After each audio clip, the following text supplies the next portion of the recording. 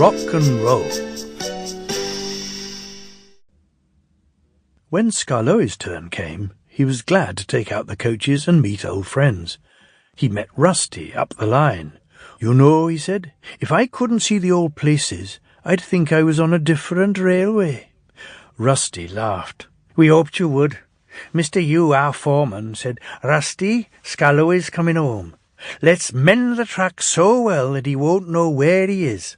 And we did. And you didn't, if you take my meaning." Skarloey chuckled away. He liked this hard-working, friendly little engine.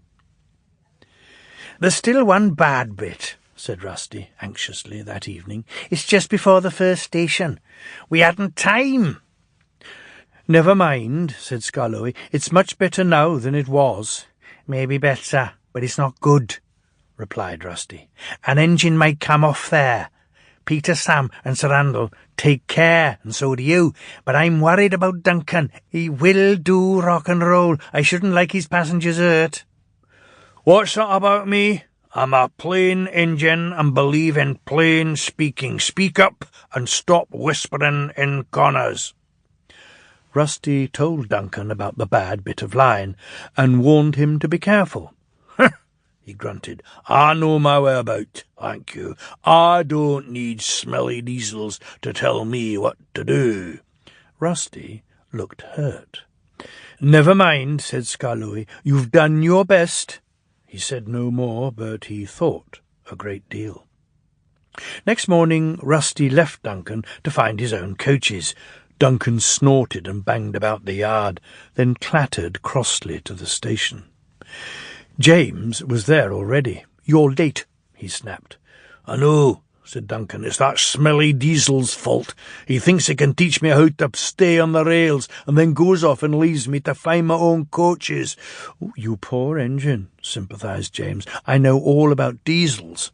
One crept into our yard and ordered us about. I soon sent him packing."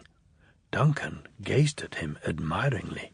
He didn't know that James was boastful and sometimes didn't tell the truth.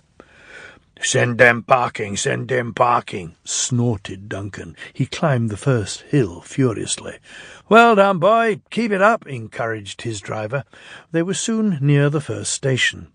Duncan was pleased. Nothing's happened, he chortled. "Silly old diesel, clever me," and he swaggered along, doing his rock and roll. "Steady, boy," his driver tried to check him, but too late. There was a tearing, cracking, crunching sound, and Duncan stopped bumpily. "Sleep, boys, and ballast," he exclaimed. "I'm off." And he was. "I warned him," said Rusty crossly. "Duncan," I said, "you're be careful on that bit of line," but all he did was to call me names. Mr. Hugh kept turning Rusty's handle. "Come on," he urged, "start up." "No, Mr. Hugh, sir, I'm sorry to disoblige, but I won't help that Duncan." "I'm ashamed of you, Rusty," said Skarloey severely. "Think of the passengers. What are they going to do?"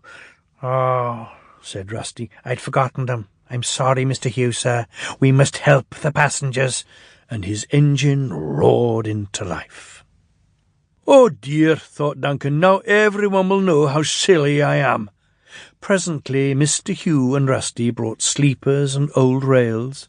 Mr. Hugh showed the passengers how to use them, and they soon levered Duncan back to the line.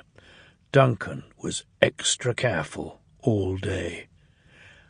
"Rusty," he whispered that night, "thank you for helping. I'm sorry I was rude." "That's all right." "I wish all diesels were like you. Let's be friends."